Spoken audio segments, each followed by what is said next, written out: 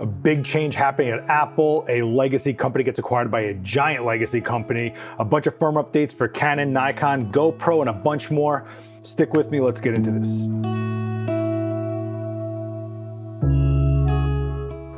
What's going on, everyone? Seth Miranda here. This is Adorama Rewind, and there's a bunch to get through, and I think it affects somebody out there that's watching this because there's a lot of companies on the list to get through today, starting off with Apple iPhones. Yeah, so apparently now you can repair your own iPhone if something happens to it. What? Yeah, so they're actually starting a program and allowing for you to get actual certified Apple parts, the tools to do it with, manuals, all the support you need to fix your own phones. Battery changes, screens that get cracked, ports that fry out, all sorts of stuff like that.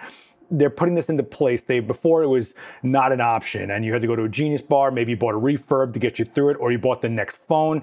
Well, now they're saying you can actually go and do this yourself instead of going to some other store that says they're an authorized, whatever repair center, and they get third-party parts that may or may not work, or just can't get it serviced for you, or just create whatever price they want for it. Now they're giving you an option to be the repair service yourself if you feel you can do that. This is a really cool step in the right direction. People are still a little cautious about it. The details are not ironed out. We don't know what the cost for this is going to be. They don't know the stipulations, what services will even be on the menu, but this is pretty great. So let me know down below if this is something you've been interested in. I know we've been talking about the Right to Repair Act and all that sort of stuff.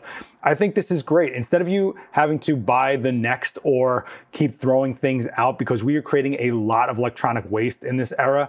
I mean, look at what's going on. We have cameras and all sorts of things not coming with chargers because you might already have a charger or have that USB-C cable that can just plug into the camera to charge it. You might have an old Apple charger, and that's one of the reasons they didn't put in the box, or at least that's what they're saying. I mean, I'm sure it helps everybody as far as consumers go, not having to pay for it if they don't need it, as far as the manufacturers go, not having to provide it and, eating up resources and cost on their end as well to provide it as well. You could go all the way on this. Either way, I personally think it's a step in the right direction. Even if it comes out with some stipulations, it can only evolve and become more favorable for the consumer in the end. That's just how I see it. Hate me in the comments all you want. I just think it's pretty awesome. Let's go and talk about Savage. So if you don't know Savage, you probably have used something Savage if you're in the photo industry, from archiving negatives and slides to buying background paper, and they even make LED lights and all sorts of stuff. Well, Savage, a legacy company in this industry, has been acquired by Vitec. And if you don't know Vitec, you actually kind of do. Vitec is Manfrotto, Gitzo, Joby, Lowepro, Avenger, SERP, Rycode. I mean, the list goes on and on. Vitec is this huge umbrella corporation, and they have a lot of amazing brands under it and have a lot of resources to feed into those brands. I mean, Lastolite came from that Vitec umbrella, and now they are just Manfrotto. I mean, Joby tripods, Lowepro backpacks, Avenger C-stands.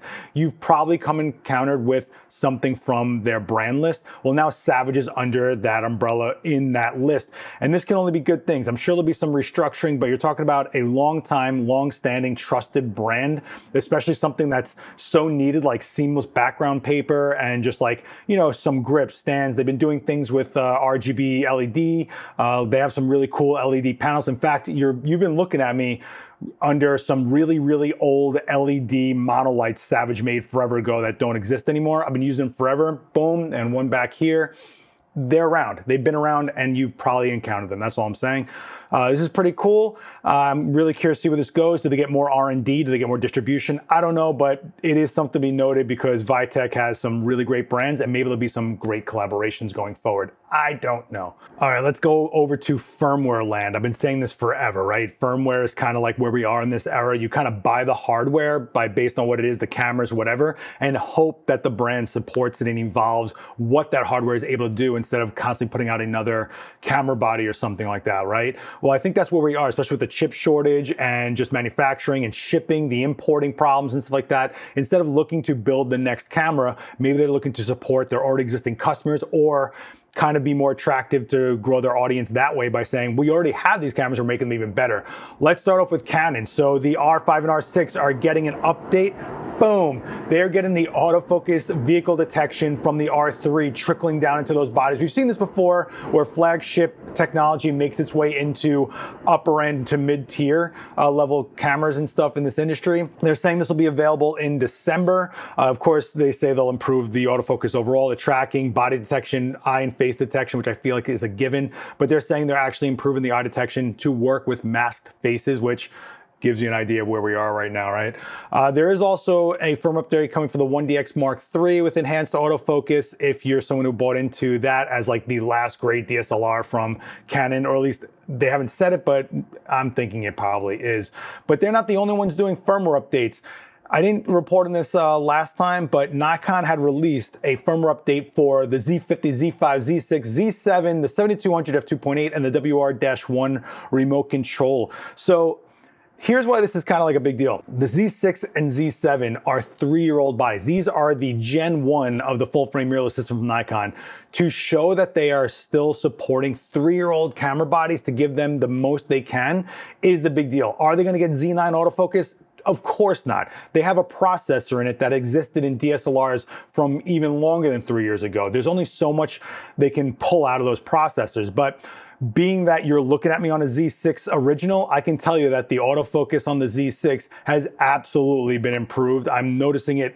I mean, it's just noticeable, especially in the stills. I'm seeing the eye autofocus really show up faster, stickier, and in different situations, it does seem to be overall improved. Z5 getting autofocus improvements for all the entry-level people, Z50, the crop sensor, and this only shows the commitment of both Canon and Nikon to keep their people happy and do the best they can for the products that they're proud to put out there, right?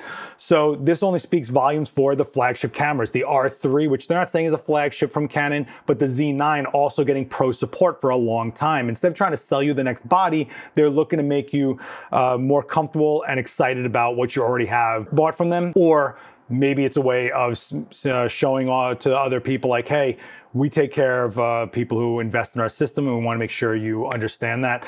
Either way, it's just great what we can do right now with firmware updates, being able to just jazz up what you've already bought. And I guess the philosophy would be maybe you further invest in the system, get that second body, or invest in that next lens, or just stick with it and don't look to keep hopping and switching over to different systems. I don't know, but firmware is where it's at. But I warn you and please be cautious with firmware when it first comes out.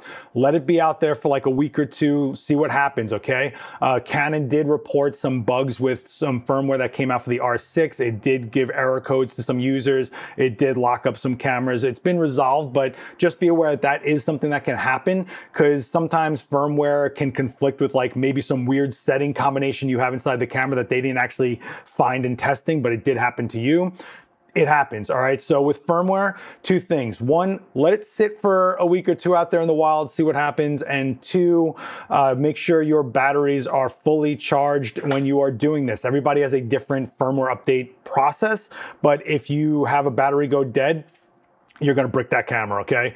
Third-party batteries that might not speak completely to the camera, stuff like that.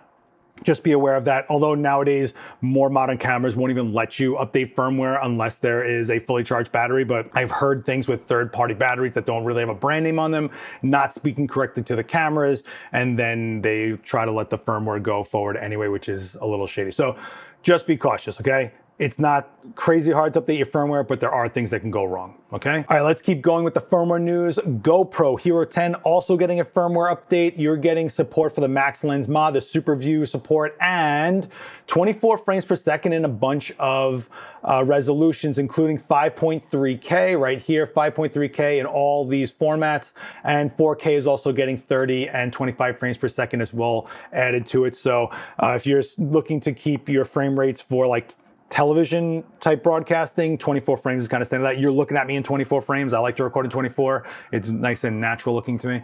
But they are adding that for 5.3K. So if you got a Hero 10, maybe it's time to update that firmware. Let's jump back to Nikon for a second. I forgot to throw this in there. They dropped the 28mm f2.8 lens for the Z system. Now, I got to shoot this lens when it had the retro looking, skin to it. It's like the outside was cosmetically made to look like an older lens for the ZFC. But this is the clean version, I call it, the normal minimalist version.